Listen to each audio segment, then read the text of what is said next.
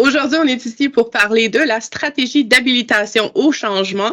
Donc, c'est un peu un rappel du webinaire qu'on avait fait en novembre dernier. Pas un rappel, plutôt une continuation, où on parlait de la gestion du changement général en novembre. Cette fois-ci, on va parler plutôt du traitement des demandes de changement et de l'habilitation à ces changements-là. Donc, avec moi, j'ai mon duo de novembre dernier qui est avec moi. Il y a Mélila et Martine qui me joignent. Donc, bonjour les filles.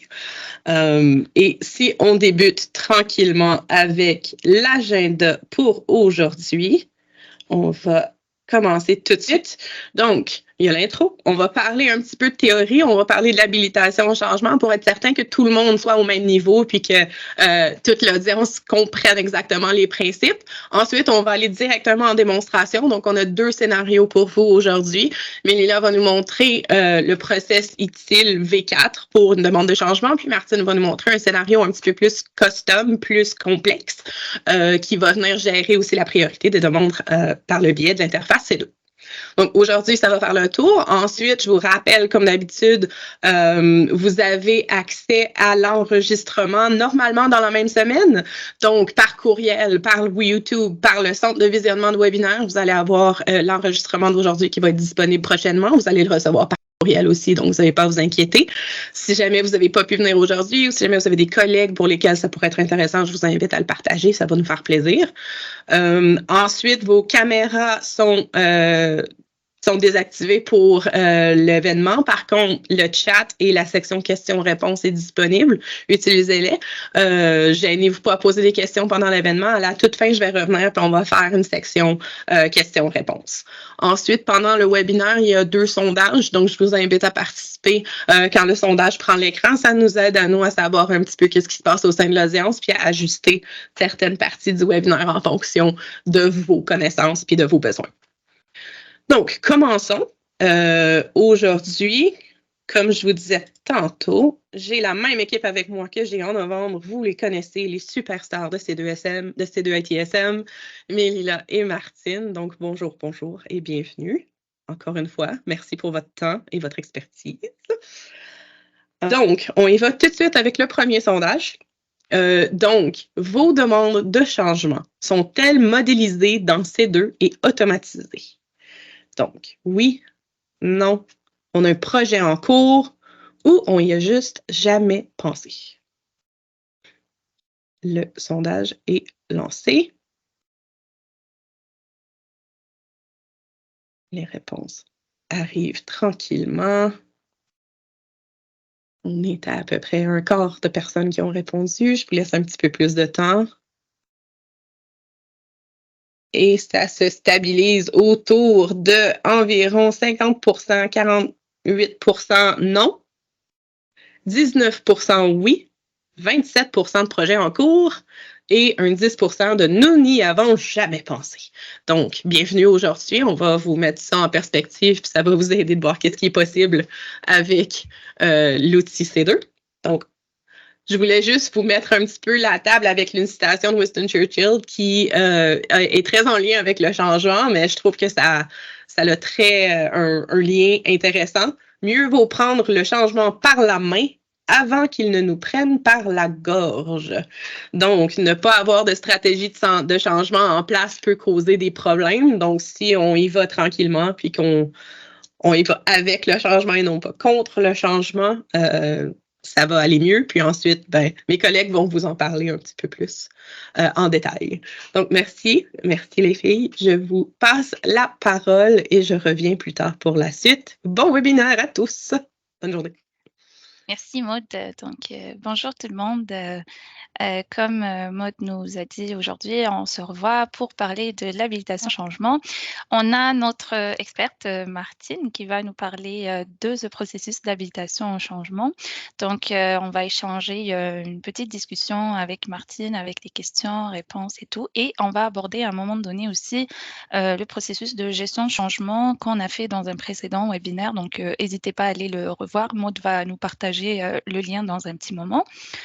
Donc, Martine, si je, si je me permets de commencer avec une question. Donc, moi, je ne suis pas experte dans l'habilitation de changement, mais j'aimerais ça apprendre plus. Donc, j'aimerais savoir déjà c'est quoi le but de ce processus, pourquoi on le met en place et est-ce que c'est un processus générique pour tout le monde ou c'est un processus qu'on met selon les besoins de clients?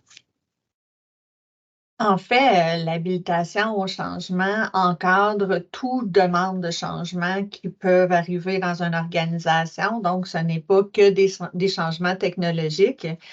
Fait que pour ta première question, oui, il va y avoir différentes demandes de changement dans votre catalogue, puisque tout dépendant du type de changement, on pourrait élargir n'importe quoi. Fait que c'est quoi un changement dans une organisation? C'est dès que je veux mettre en place quelque chose de nouveau, que je dois planifier, que je dois encadrer et que je dois gérer aussi la gestion du changement qui nous ramène au webinaire d'octobre ou de novembre que Maude va vous mettre. On va en reparler un peu tantôt aussi. Fait que c'est pas le même processus. On va voir 2 processus tantôt dans la démo. Donc, c'est pas nécessairement les mêmes processus puisque souvent, on va l'adapter selon notre réalité, selon la structure qu'on veut mettre en place, qui va approuver, etc. Donc, on pourrait avoir une demande de changement très, très générique, mais habituellement, ce qu'on rencontre, c'est vraiment des demandes de changement qui vont être adaptées selon les différents besoins, selon les différentes équipes aussi dans lesquelles on va vouloir l'implanter. Et bien évidemment, ça va s'adapter à la taille du client. Donc, on peut avoir une demande petite, une demande moyenne, puis une demande qui va passer. Mais les étapes restent les mêmes. C'est juste que quand on fait les étapes, il peut y avoir beaucoup plus de détails à l'intérieur. Tout à fait. Parfait. Parfait. Et puis, pour donc, dans le but que ce soit du processus d'habilitation au changement. Donc, si je le ramène au même but de la gestion de changement, il est là pour faciliter la vie de l'employé tous les jours et bien structurer les demandes avec des processus comme le processus d'habilitation de changement qu'on va voir aujourd'hui. C'est bien ça? Oui. Parfait. Donc, si on le voit bien que on a le processus d'habilitation au changement qui va compléter le processus de gestion de changement qu'on avait fait précédemment. Donc, ça reste un peu dans les mêmes rôles. Donc, ça viendra pour faciliter l'utilisation soit de l'adaptation de notre changement. Ça va venir ramener en douceur notre changement du début jusqu'à la fin, parce qu'on a dit un changement, il va commencer d'un point A et on va essayer de le ramener en toute douceur vers un point B, tout en réduisant la résistance et l'impact derrière ça. Donc, c'est la résistance des employés, par exemple, qui ne veulent pas adopter ce changement-là. Donc, c'est là qu'on va accompagner notre demande de changement avec une gestion de changement qui viendra faciliter et maintenir la stabilité des services et de ce processus-là. Donc ça, c'est un petit retour sur notre gestion de changement. Et donc, Martine, tu avais dit juste il y a quelques minutes que c'est selon les types de changement. Donc, la demande de changement peut prendre un autre chemin ou un chemin différent.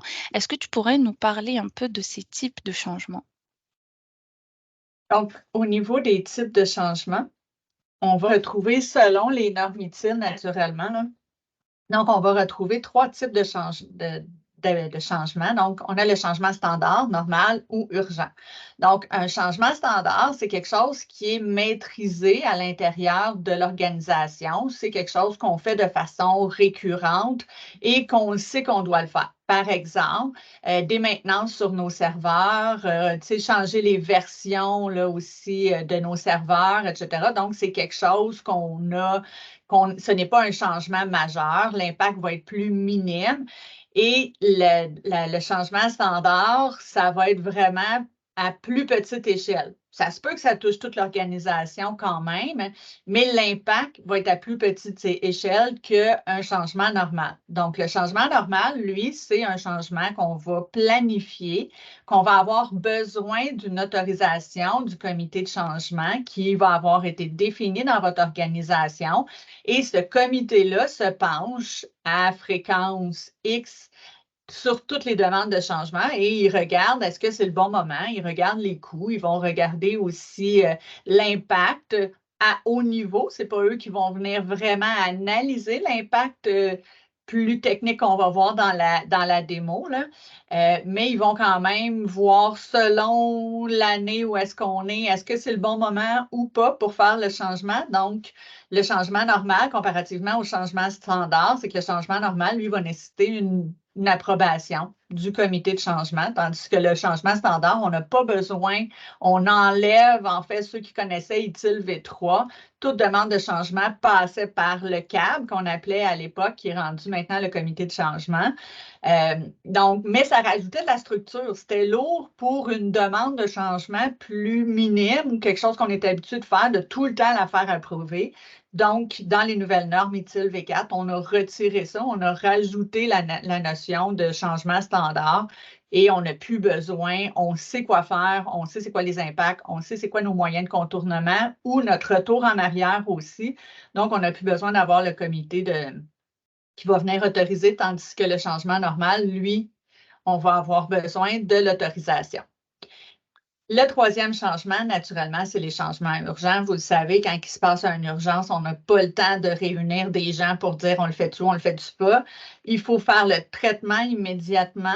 Il pourrait avoir une autorisation spéciale requise, par exemple, si vraiment ça a un impact sur nos clients ou ça a un impact sur nos employés, pour avoir une interruption de service. Donc là, on pourrait avoir une autorisation particulière pour dire, OK, oui, vous pouvez le faire à tel moment, on va aviser.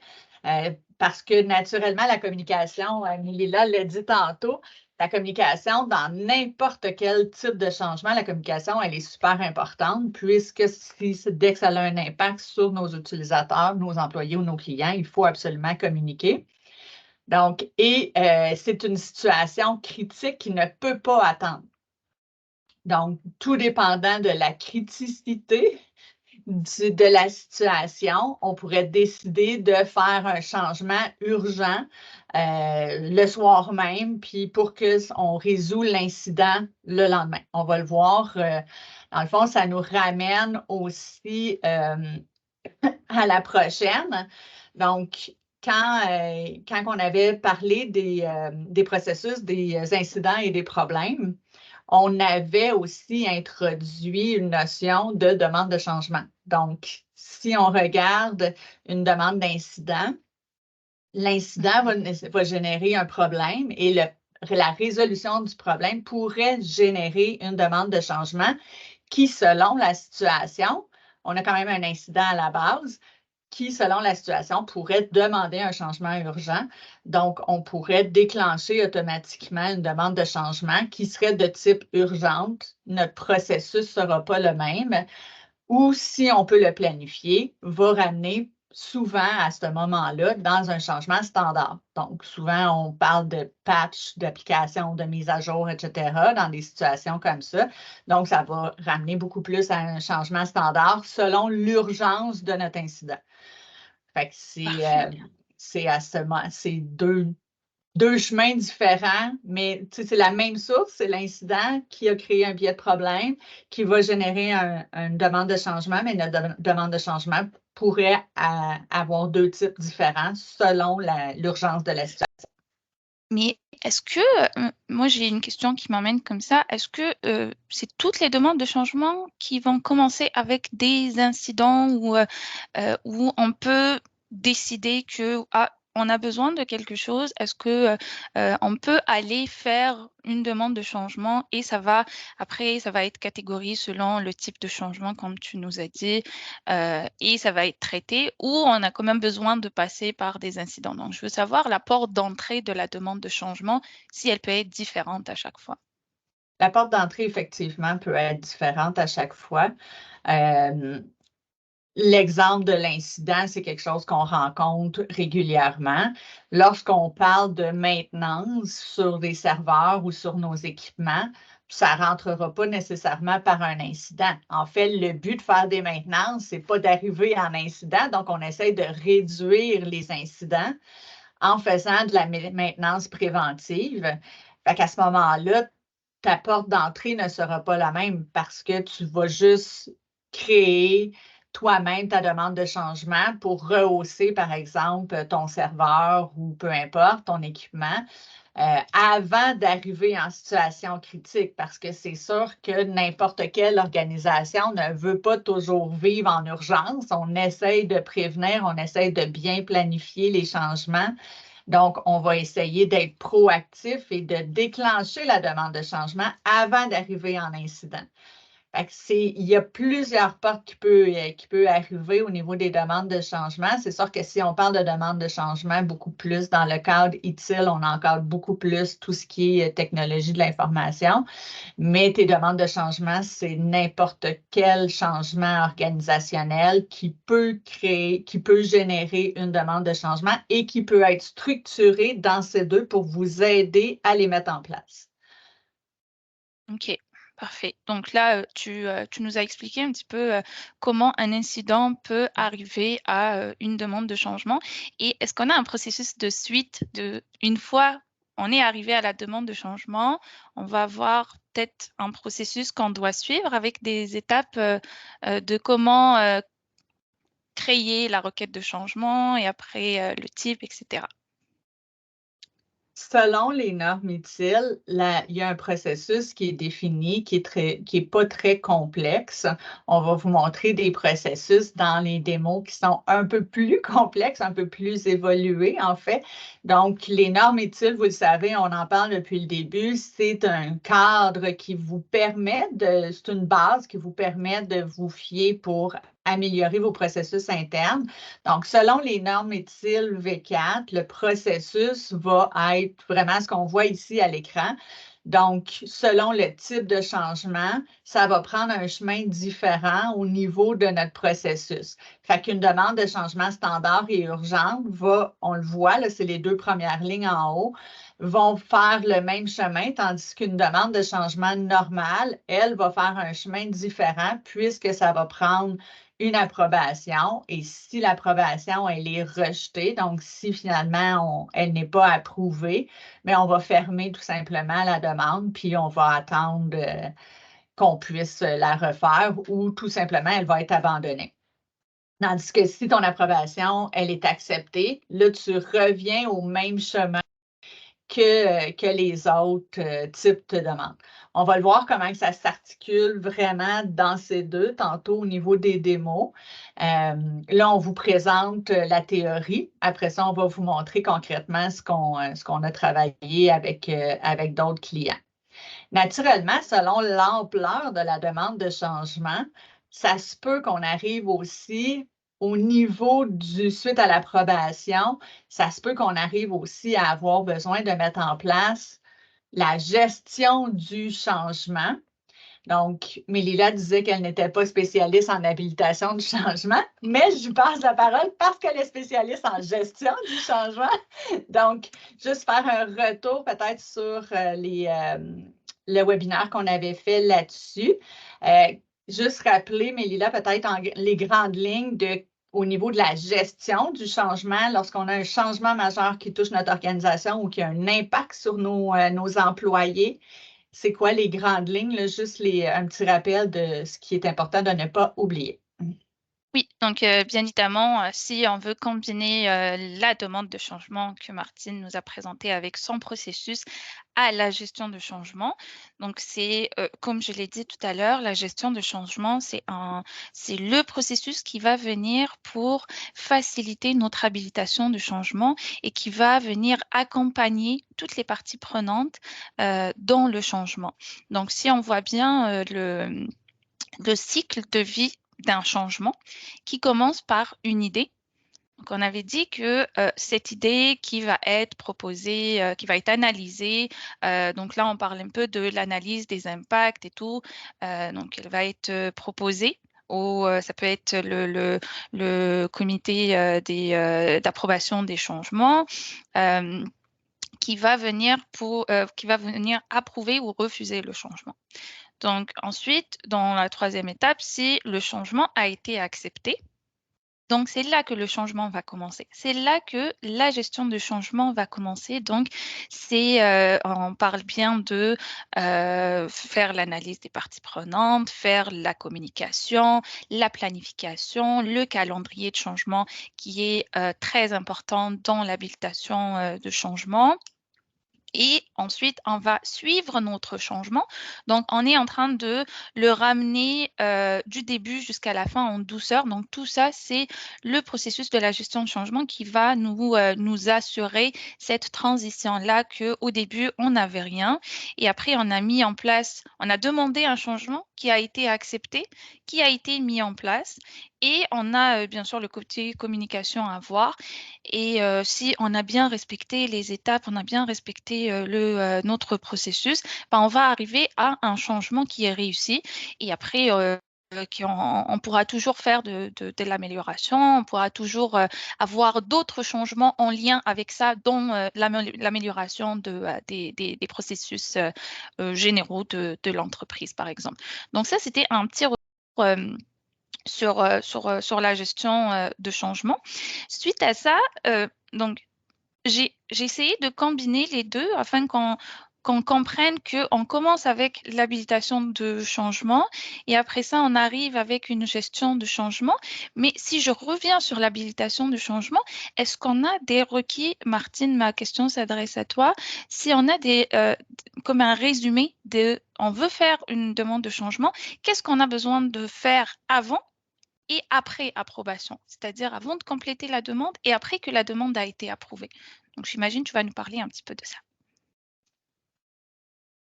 Donc, avant de débuter, naturellement, l'engagement de la direction à mettre en place et structurer les demandes de changement à l'intérieur de l'organisation, elle est vraiment primordiale, puisque naturellement, c'est sûr qu'en ayant l'aval de la direction et en ayant vraiment une meilleure structure, ça va être plus facile. L'autre chose aussi, c'est qu'on voyait tantôt dans les types de demandes, je parlais du type de changement normal. Donc, le type de changement normal, ça nous prend un comité d'évaluation du changement. Donc, ce comité-là doit être les bonnes personnes à la bonne place. C'est toujours ça le secret de n'importe quel succès.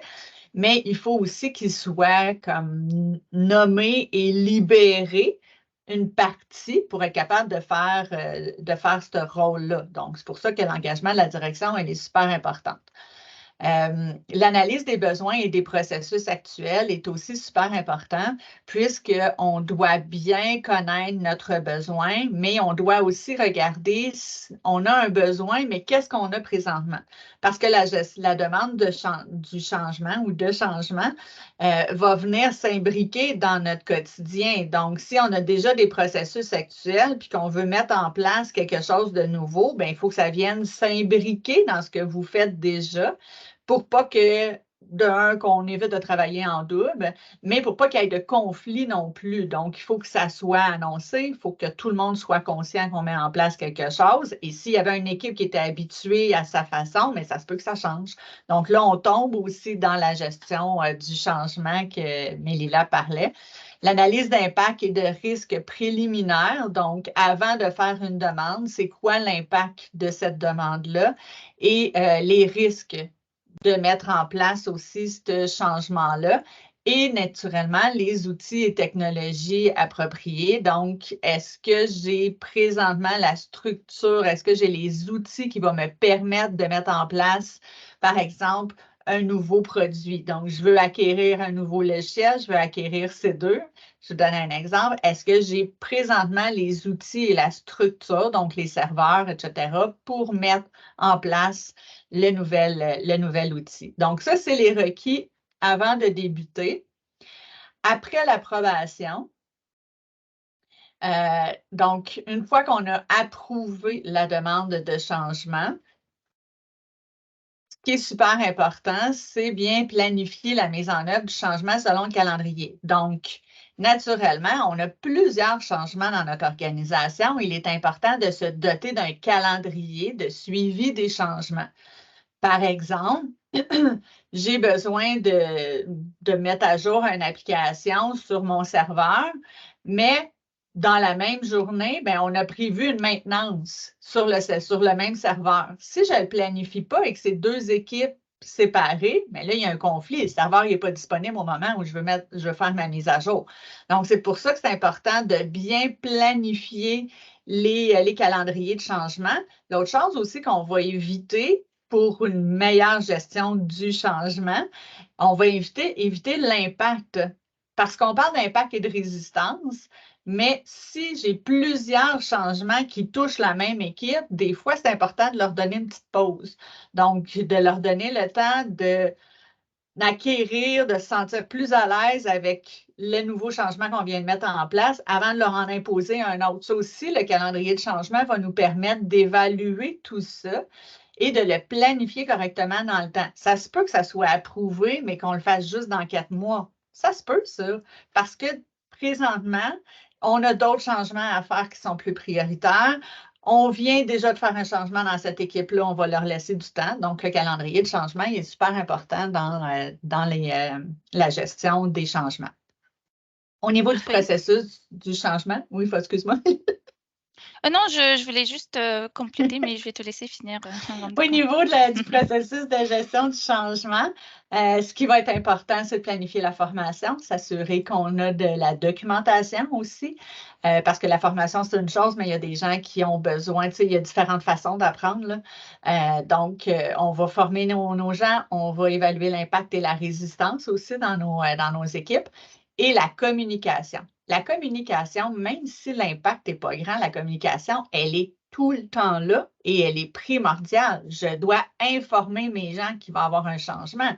S'il y a une maintenance sur un serveur le soir, même si ça n'a pas d'impact sur moi dans mon quotidien, c'est important que je le sache parce que si le lendemain matin, il s'est passé quelque chose, bien, il faut que je sois déjà consciente que je vais faire un peu plus attention. Il y a eu une maintenance sur les serveurs. On applique des patchs. Des fois, on sait il peut arriver des problèmes.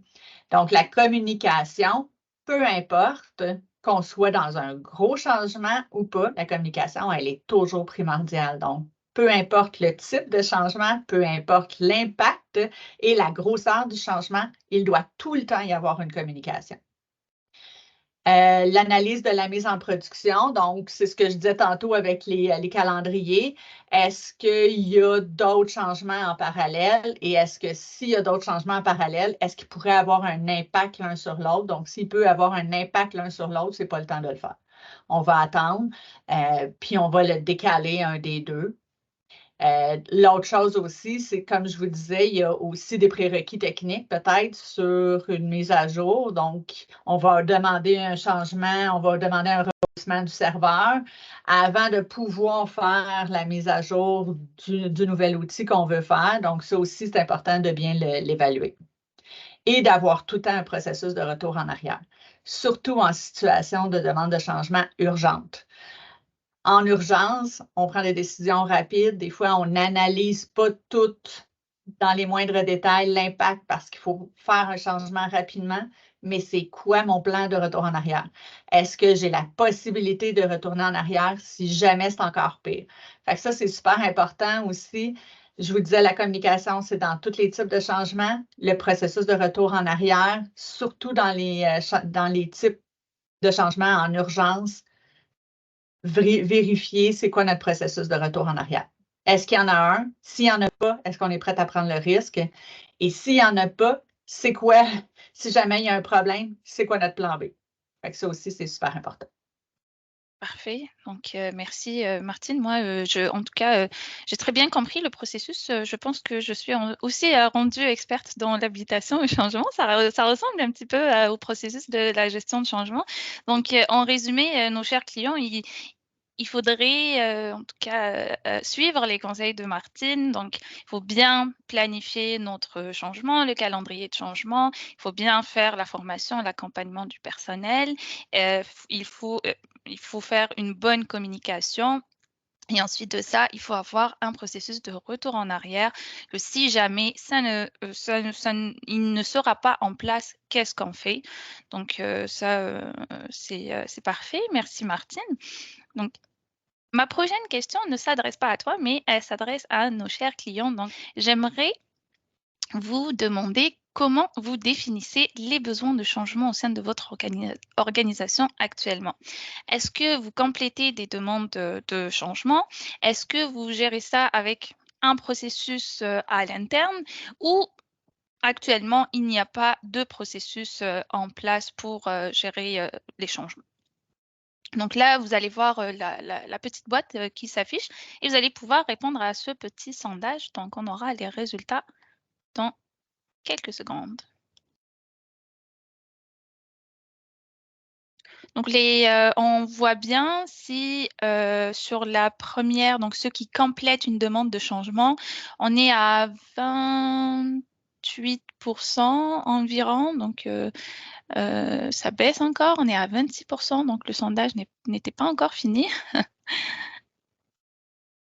Beaucoup ont dit, donc la plupart ont dit que le processus, ils ont un processus défini à l'interne. Donc, c'est 50% qui ont dit qu'ils ont un processus qui est défini à l'interne pour donc selon les étapes de chaque organisation, ils ont un processus. Et j'ai 28% qui ont dit nous n'avons pas de processus défini. Donc avec en tout cas les conseils de Martine avec le webinaire d'aujourd'hui, je pense que vous allez débuter sur de bonnes bases, mais n'hésitez pas à faire appel à nous si vous avez besoin de notre aide. Donc là, je proposerai qu'on passe à la pratique, donc la démonstration. Et comme Martine a dit tout à l'heure, on va vous présenter deux demandes de changement. Moi, pour ma part, je prendrai la demande de changement utile. Donc, c'est plus une demande de changement TI, soit sur un équipement ou qui touche un équipement. Donc, je vais vous montrer ça sur mon écran. Donc, naturellement, j'ai déjà pré-complété ma demande de changement.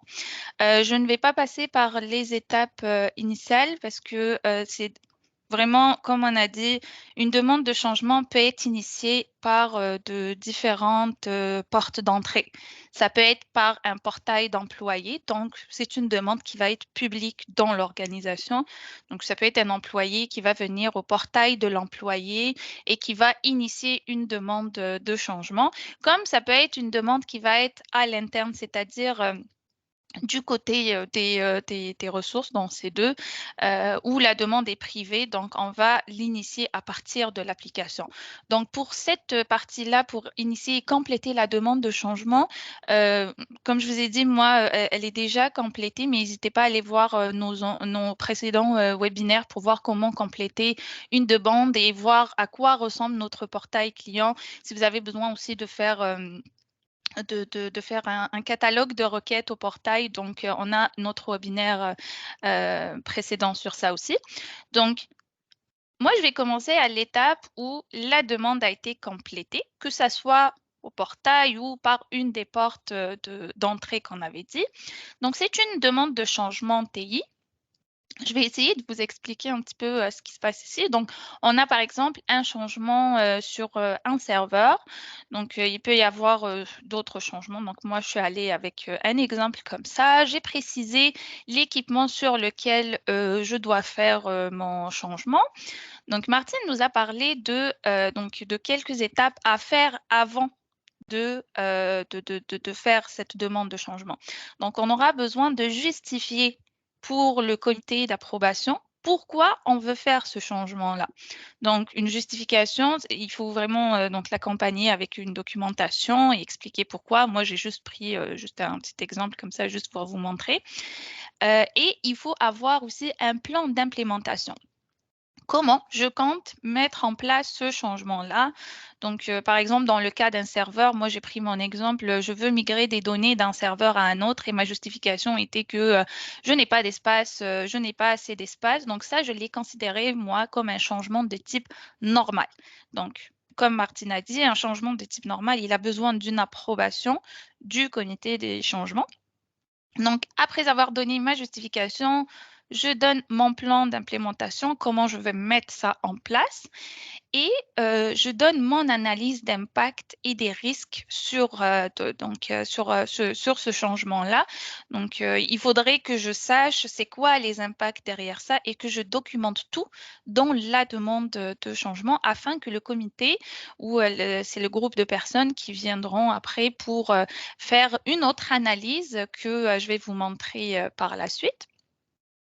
Et ensuite aussi, Martine nous a précisé qu'il faut avoir un plan de retrait. C'est un plan de retour en arrière, que si jamais on ne peut pas mettre en place ce changement-là, qu'est-ce qu'on fait? Donc ça va donner plus de confiance à mettre en place ce changement-là, que ça ne va pas être stressant pour nous. À tout moment, on peut revenir en arrière et reprendre notre changement ou corriger ce qu'il y a à corriger et le remettre encore une autre fois en place. Donc ça, c'est très important d'avoir le plan de retrait. Et le plan de test, c'est-à-dire c'est de tester ce changement-là avant de l'appliquer, de le tester quelque part.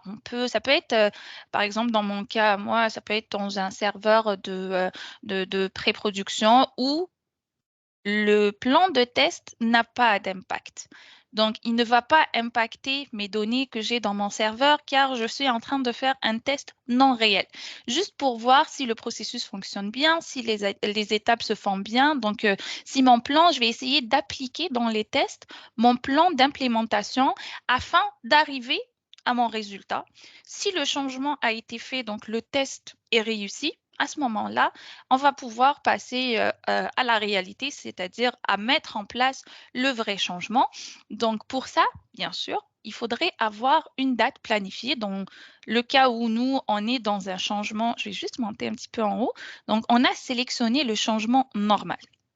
Donc, un changement normal, on doit avoir notre date, quand est-ce qu'on veut mettre en place ce changement-là.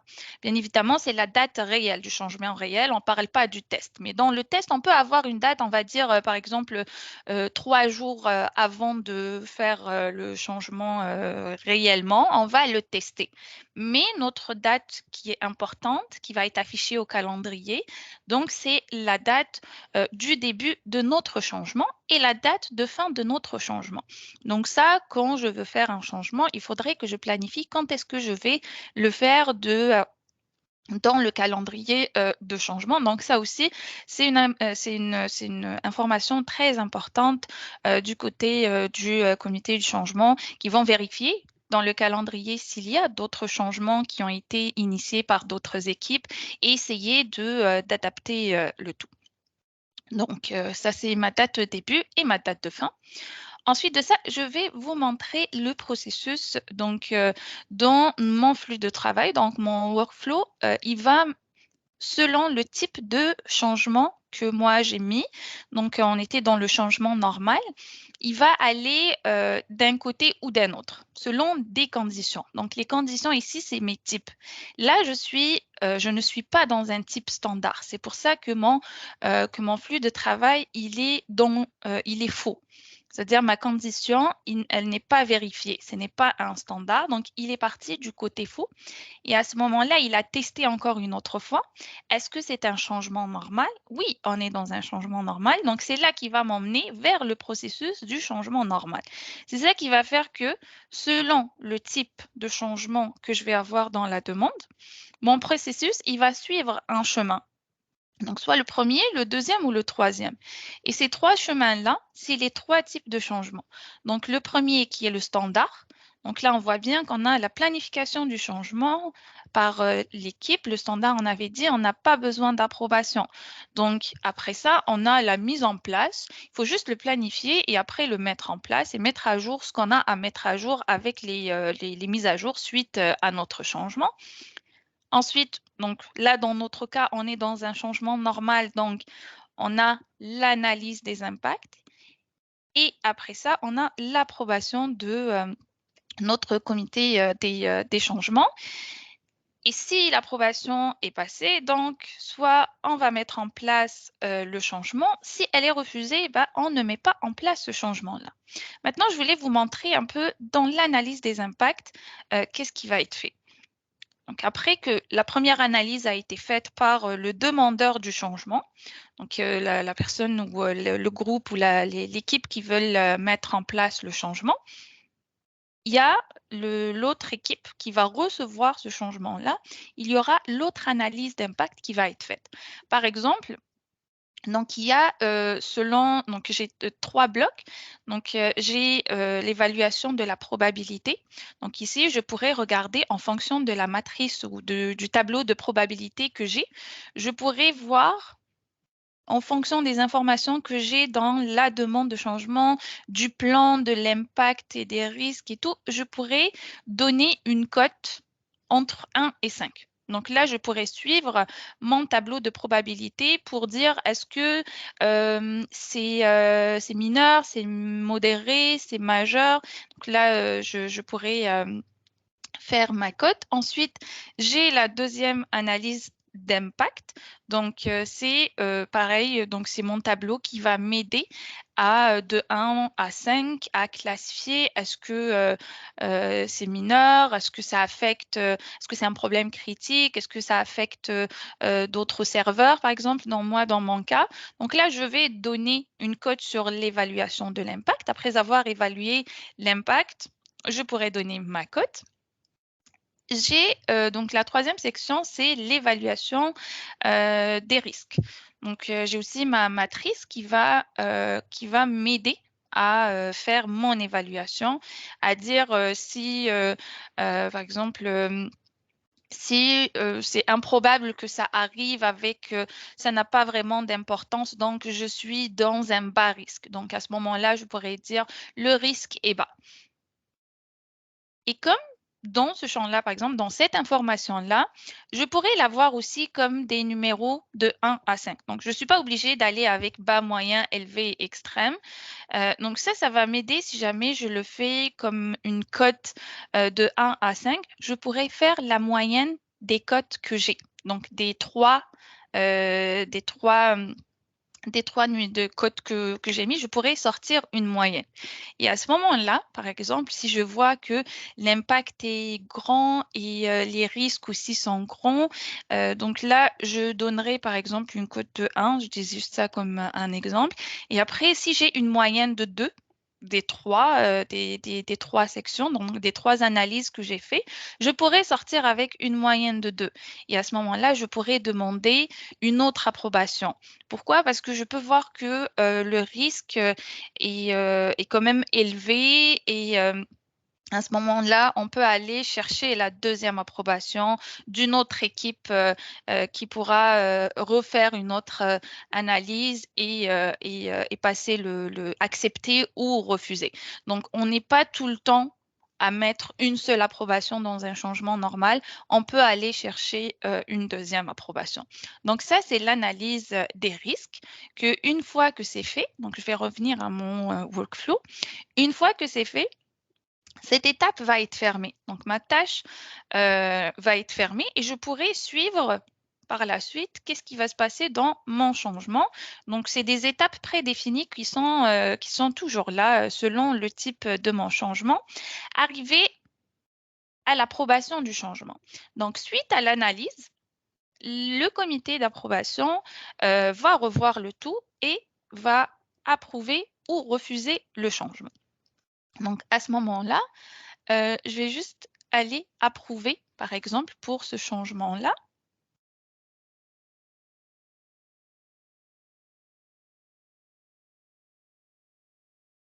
Pour qu'on puisse passer à l'autre.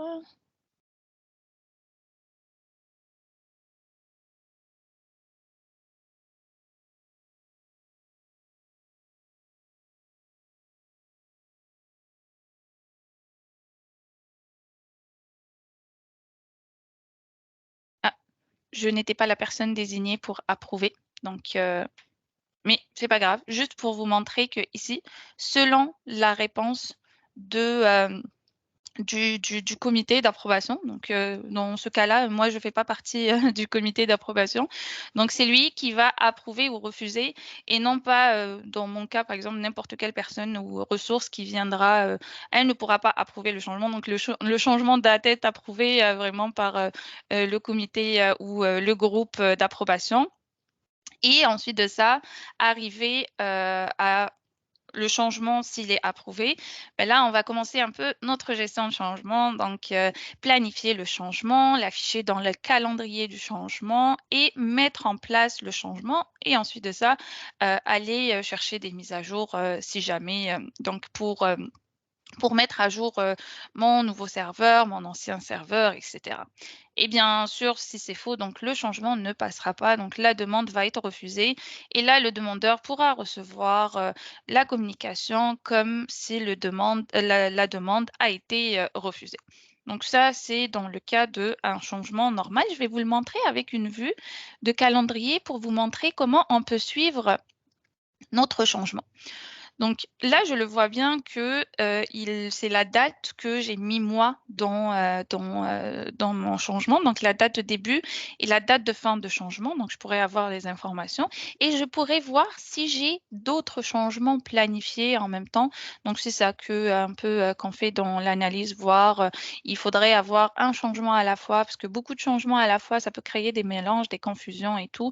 Donc c'est mon calendrier qui m'aide à voir et mes changements ou les changements en général au sein de l'organisation. Donc ça, c'était dans mon exemple de changement normal.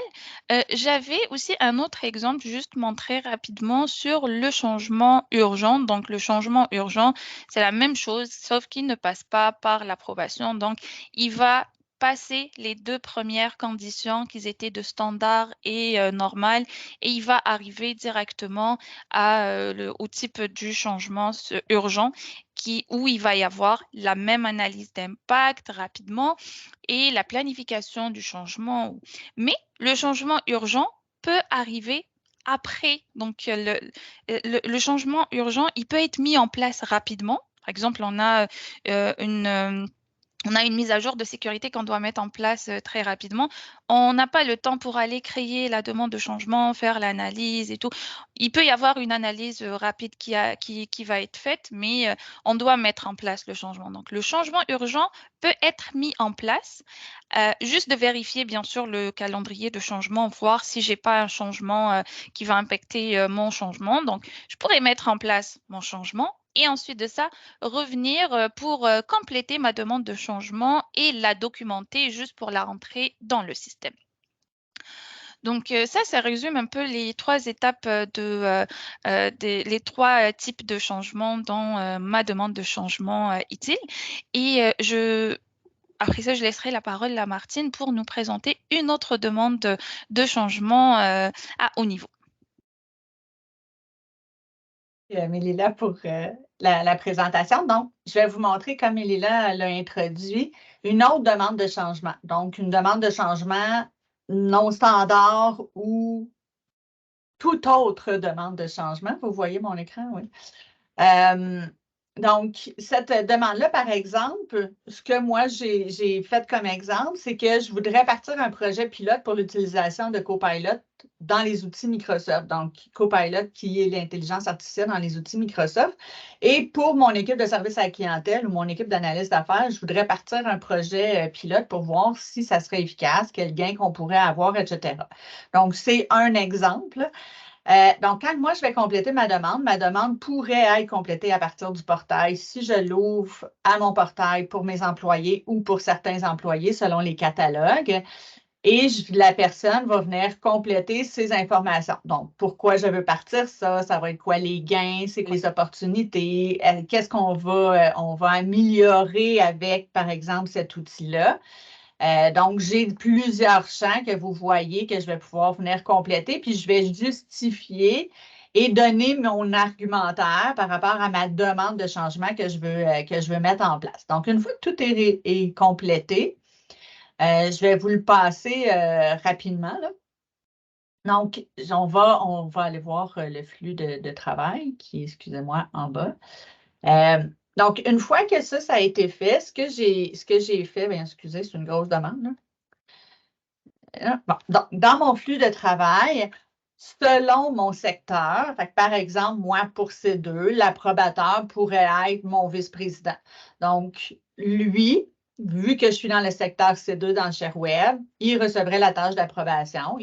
Ça pourrait être un comité, ça pourrait être une seule personne, et il pourrait regarder, OK, parfait, c'est quoi l'enjeu, c'est quoi sa justification, oui, je l'approuve. Après qu'il l'a approuvé, ça revient un peu à ce que Mélila disait, l'analyse d'impact. Là, naturellement, on tombe dans, c'est pas un impact nécessairement technologique, mais c'est un impact au niveau de l'organisation. Donc, je vais pouvoir l'assigner. Et ce que j'ai fait dans le flux, vous voyez que toutes mes tâches sont au même niveau. Je vais juste approuver celle-là. Donc, toutes les tâches vont venir s'ouvrir en même temps parce que mes tâches, je ne veux pas les travailler comme des tâches dans le flux. Je les veux comme des jalons importants qu'il faut que je me rappelle des sections à compléter. Donc, chacune des tâches se réfère à une section que vous voyez ici. Donc, l'analyste fonctionnel ou l'analyste d'affaires ou peu importe la personne qui va regarder, analyser les coûts de licence, combien de licences qu'on aurait besoin, par exemple, juste pour un projet pilote, combien de temps qu'on se donne pour faire le projet pilote, etc. Donc, va venir compléter des sections de champs et au fur et à mesure qu'elle va avoir complété, mais l'ordre que je le fais, ça n'a pas d'impact. Tu sais, c'est pas grave, je peux commencer par dire, OK, oui, j'ai besoin de l'avis de la sécurité. Naturellement, dans notre cas, on aurait peut-être besoin d'une autre équipe qui va regarder l'enjeu de sécurité à travers les différents outils. Fait que comme j'ai besoin d'une autre équipe, bien là, peut-être que je vais déjà déclencher autre chose pour dire oui, j'ai besoin d'avoir un deuxième avis de conformité de sécurité de l'application. Et pendant ce temps-là, je vais continuer, moi, en tant qu'analyste, à compléter c'est quoi mes gains, etc. Et je pourrais aussi avoir la possibilité de dire, ben le parcours, il va être super simple. Donc, un parcours accéléré, l'équipe est déjà prête, l'outil est déjà implanté dans d'autres équipes. Parfait, on fait juste rajouter des licences, on donne l'accès à l'équipe concernée pour le projet pilote. Donc, on y va avec un projet accéléré. Si on n'y va pas par un projet accéléré, là, on pourrait y aller avec une équipe un comité de planification. Donc, si on revient dans mon flux de travail, toutes mes tâches sont ici. Et ce que j'ai mis ici, la tâche qui n'est pas ouverte, c'est qu'elle, c'est une tâche système qui va bloquer mon flux parce que j'ai besoin de m'assurer que le champ a été complété. Donc, que, par exemple, mon parcours ou ma recommandation a été complétée et selon ce que je vais avoir donné dans ma demande, ce que je vous montrais tantôt, je pourrais tomber en deuxième approbation du responsable parce que là, j'ai des coûts de licence. Donc, je n'ai pas un parcours accéléré, je n'ai pas en place, il y a des coûts, il y a peut-être des risques, etc. Il y a de la formation, il y a peut-être d'autres choses à regarder. Donc là, je pourrais passer à une deuxième approbation. Et lorsque ma deuxième approbation, elle est approuvée ou refusée, bien, ici, je décide est-ce que je le mets en livraison ou je mets le projet en attente. Je pourrais décider que oui, parfait, on l'accepte. Présentement, on ne peut pas le mettre en place. Le timing n'est pas bon. En septembre, on revoit, on le met en place. Donc là, je pourrais même me créer un backlog, excusez le terme, mais un backlog de demandes de changement de ce type-là ou le planifier déjà dans mon calendrier pour septembre, selon le calendrier qu'on pourrait avoir aussi. Donc, c'est un autre exemple. Vous voyez que là, moi, j'ai 2 tâches d'approbation. On n'est pas dans le même genre de type de demande de changement standard, urgent, etc. On est dans n'importe quelle autre demande qui peut arriver. Plusieurs d'entre vous nous contactent pour savoir est-ce que vous pensez que je pourrais utiliser ces deux pour les ressources humaines ou pour n'importe quel. Donc, moi, aux ressources humaines, je pourrais remplir une demande, j'explique mon besoin d'encadrer mes demandes, d'avoir un système de billetterie, qu'est-ce que je voudrais avoir dedans, ça serait quoi les gains à avoir, etc. Et les pilotes ou de ces deux chez vous pourraient regarder l'analyse. On parle de combien de temps, on parle de combien de demandes, est-ce que vous voulez vous impliquer, est-ce qu'on doit faire la configuration pour vous, etc., etc. Et à ce moment-là, toutes les demandes passent par le même outil et il va passer par la même structure d'évaluation, peu importe d'où provient la demande. Donc, c'est un deuxième exemple qu'on voulait vous présenter rapidement. Il y en a plein d'exemples, là. On aurait pu faire 2 heures avec des exemples de demandes de changement. C'est juste une beaucoup plus utile si on regarde les normes ITIL V4 et l'autre qui est vraiment une demande qu'on a adaptée là, selon ce qu'on a déjà fait chez différents clients. Et rebonjour, en fait. Moi, je reviens juste pour la conclusion aujourd'hui. Donc, il y a la période de questions aussi qui s'en vient. Donc, si vous avez malheureusement à quitter, ben, on comprend. Par contre, l'enregistrement va suivre. La période de questions s'en vient. On en a quelques-unes déjà. Donc, si vous avez des questions prêtes ou si vous avez des questions qui vous ont passé par la tête pendant le webinaire, je vous invite à les mettre dans le chat ou dans la section Q&A et on en parle dans 1 minute. Donc, dans le chat, j'ai déjà mis une liste vers les ressources qui sont à l'écran en ce moment. L'habilitation au changement, la gestion de changement, c'est des choses qu'on a déjà parlé par le passé. On fait de l'accompagnement, on a des articles de blog. Donc, on a cru bon de vous envoyer vers ces ressources-là si jamais vous voulez en savoir un petit peu plus. Donc, c'est sur dans le chat. Nous avons aussi un lien, comme d'habitude, vers le sondage pour le webinaire d'aujourd'hui. Donc, comment avez-vous trouvé le sujet, les autres, la démo, la présentation elle-même, quel genre de sujet vous voulez voir pour le futur. Donc, on vous invite à remplir le petit sondage. Ça nous aide vraiment beaucoup. Le petit 3 minutes que ça vous prend est super, super précieux pour nous. Donc, merci à tous ceux qui, à chaque mois, répondent au sondage. Ensuite, on parle du prochain webinaire. Donc, en mars, le lien est également dans le message, dans le chat. Donc, on va parler des accords de niveau de service. Donc, à l'intérieur de tout ça, on va explorer les différents principes qui sont en place, les bonnes pratiques, un peu comme d'habitude, un petit peu de théorie. Puis ensuite, on va montrer à quoi ça peut ressembler dans ces deux. Donc, on vous invite à venir si vous êtes disponible. C'est comme d'habitude le dernier mercredi du mois, donc dans 4 semaines. Ensuite, ben, on est déjà à la période de questions. Donc, j'en ai reçu quelques-unes. Une question un peu rapide avant de se lancer dans vraiment les questions d'habilitation au changement, mais je trouvais que la question était pertinente. Où peut-on trouver les normes ITIL V4? Je vous dirais, si vous faites une recherche dans Google, vous allez retrouver les principes de base, donc la théorie des normes ITIL V4. Fait que si vous faites juste, mettons, ITIL V4 dans votre furteur de recherche pour sortir les bons mots, vous allez retrouver beaucoup de littérature là-dessus. C'est sûr que si vous voulez une certification ITIL, il y a des firmes qui font la formation et qui vous permettent de passer l'examen pour avoir la certification ITIL aussi. Mais si ce n'est pas nécessaire pour vous d'avoir la certification, moi, je vous dirais, recherchez dans Google, vous allez voir qu'il y a beaucoup d'informations. On en a aussi un petit peu dans nos KB, mais là, je ne suis pas sûre si elles sont toutes publiques ou pas.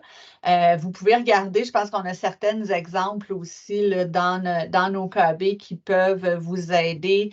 Donc, norme ITIL version C2 dans le sens où comment ça s'applique dans C2, un peu comme on vous présente dans chacun des webinaires. Donc, comment on l'articule, nous, dans C2, puisque n'importe quelle norme, ce sont des belles théories, là. Donc, c'est un peu ça. Mais il y a beaucoup, beaucoup de littérature là-dessus. Vous allez être capable d'en trouver facilement. Il y a beaucoup de Et il y en a littérature qui est en beaucoup anglais. aussi, hein, ouais. Il y a beaucoup de littérature, effectivement, malheureusement, plus en anglais.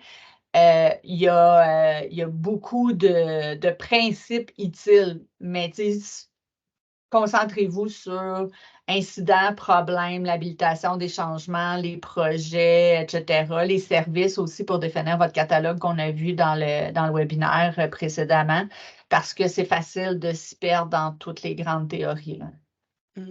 Il faut aussi dire que C2 est certifié sur 6 processus utiles, donc c'est des processus qu'on peut plus facilement mettre en place, qui sont plus guidés. Puis l'équipe est aussi notre équipe d'analystes à l'interne connaît bien utile puis est disponible pour vous aider aussi le cas échéant. Oui, nous, on a tous suivi la certification.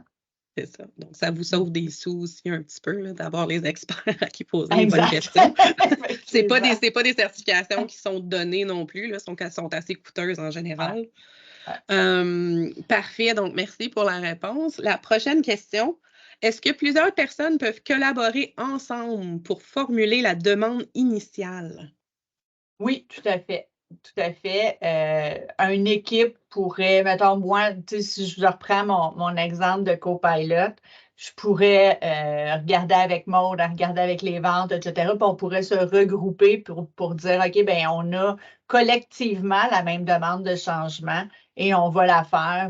Pas faire 4 demandes de changement, on va n'en faire qu'une parce qu'on a le même besoin dans les différentes équipes. Fait que oui, c'est pas juste une seule personne, ça peut être un regroupement, ça peut être une équipe, ça peut être un regroupement d'équipes aussi. Toutes les sources sont bonnes. Parfait, merci. Il y avait une question que j'ai vue, excuse-moi, pendant que tu lis tes questions rapidement, que j'ai vue de M. Côté.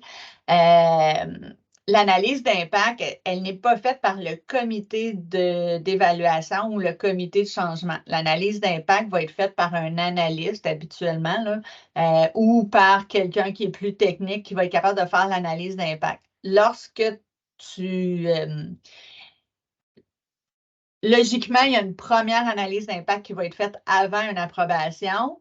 On pourrait avoir une première approbation et faire une analyse d'impact plus poussée et arriver à une deuxième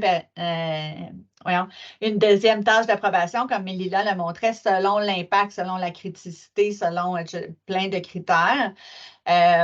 Donc, ça prend vraiment des gens qui sont plus techniques, mais ça doit être fait avant d'arriver au comité de changement, parce que quand tu arrives au comité de changement, il faut que tu ailles en main tous les éléments pour leur présenter, pour qu'ils aient le vrai portrait de cette demande de changement-là. Mais ça pourrait générer 2 demandes d'approbation, par contre. Une première, juste rapidement, oui, on y va, on analyse l'impact pour éviter aussi des analyses d'impact plus approfondies qui vont coûter du temps ressources là, dans votre organisation. Fait que non, on n'y va pas, bien, on vient d'éviter quelques heures d'analyse d'impact. Et après ça, selon l'impact, une deuxième tâche d'approbation. Et là, ils vont se repencher. C'est un peu ce que je montrais aussi tantôt. Ils vont se repencher plus en détail, voir les coûts, la sécurité, etc. et donner leur accord ou pas. Super, en fait, c'est la question que j'allais te poser, Martine. Donc, ça fait le tour pour moi. S'il n'y a pas vraiment d'autres questions qui sont arrivées, on est aussi un petit peu au-dessus du temps. Donc, je vais vous libérer, les mesdames, pour aller manger. Je vais libérer notre audience pour aller manger également. Donc, je vous remercie encore une fois de votre expertise, mesdames, et à tous les gens qui sont venus au webinaire aujourd'hui. Désolée si vous avez reçu l'avis de consolation. On ne sait pas ça vient de où. Des petits problèmes Teams ce matin, je crois. Donc, sachez que si jamais à l'avenir, ça se reproduit, s'il n'y a pas de courriel qui vient de la part de C2 TSM pour vous justifier l'annulation d'un webinaire, ça peut juste être un petit glitch comme ça. Donc, je vous remercie. Je vous souhaite une excellente fin de journée, un excellent mois de mars. On se revoit à la fin. Dans le chat, je vous ai mis quelques petits liens vers les ressources qui sont à l'écran cette fois-ci. Puis, je vous souhaite à la prochaine fois. Puis, bonne habilitation au changement. Merci tout le monde. Merci tout le monde. Bonne journée. Bonne fin de journée.